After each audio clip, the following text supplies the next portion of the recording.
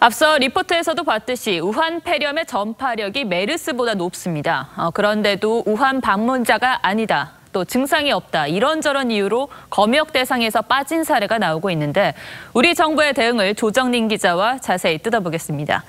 자, 조 기자, 중국의 뒷북 대응이 사태를 키웠다는 비판이 많은데 우리 정부의 초기 대응은 어땠습니까? 첫 번째 환자와 두 번째 환자는 국내 입국 당시 각각 조사 대상 유증상자와 능동감시 대상자로 분류됐었죠. 네. 다행히 이 공항 검역에서 잘 확인이 된 것인데 문제는 세 번째 확진자 같은 경우입니다. 네. 잠복기로 인해 20일 입국 당시엔 아무 증상이 없어서 공항 검역망을 빠져나갔죠. 22일부터 오한 등 몸살기를 느끼고 그리고 25일에 간헐적 기침과 가래 증상이 발생해 보건당국에 신고합니다.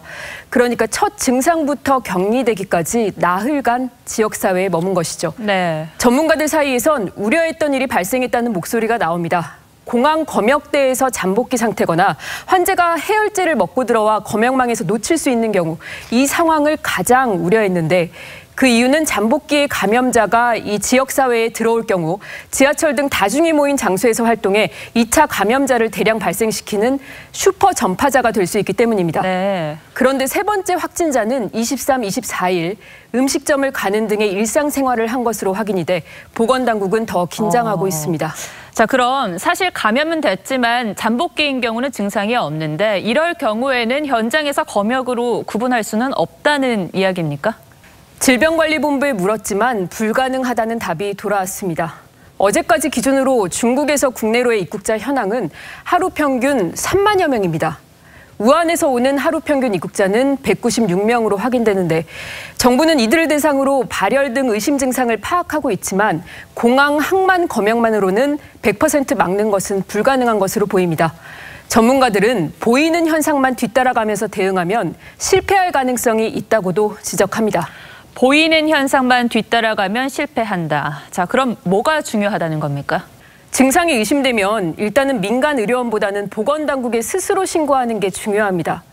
2015년 메르스 사태를 상기할 필요도 있겠습니다. 네. 당시 경찰관 가운데 첫 메르스 확진 판정자가 나왔는데 보건당국의 오락가락한 판정 때문에 확진까지 무려 4군데 병원을 전전하며 입원과 퇴원을 반복한 것으로 드러났었죠. 이 과정에서 노출자가 생기면서 2차 감염자가 발생했습니다.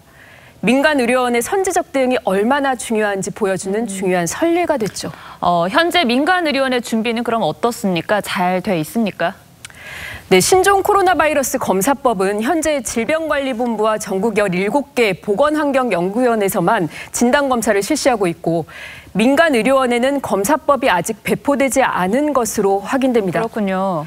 일반 시민들은 겨울철 감기나 독감 정도로 알고 가까운 의료원을 먼저 찾을 가능성이 높은데 1차적으로 의심해야 할 민간 의료원에서는 이를 확인할 수 있는 방법이 아직 준비돼 있지 않은 겁니다. 네. 질병관리본부는 이에 대해 신종 코로나 바이러스 검사법은 기존에 있던 검사법이 아니라 새롭게 구축해야 하는 것이기 때문에 다소 시간이 소요된다는 입장입니다. 그럼 지금은 일단 민간 의료원이 아닌 보건당국에 직접 신고를 할 수밖에 없는 상황인 거네요. 네, 그렇습니다. 자, 청와대 국민청원에 중국인들의 이 입국 금지해달라는 청원 글이 올라왔는데 20만 명이 또 동참을 했고요.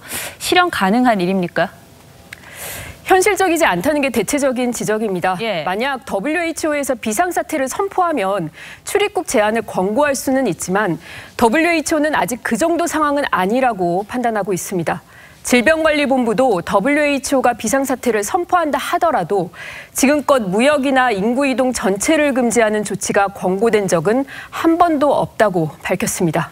네, 중국이 입국 금지 말이 나올 만큼 공포가 확산되고 있으니까 정부도 선제적으로 한 발 앞서서 대응을 해야 될 것 같습니다. 오늘 잘 들었습니다.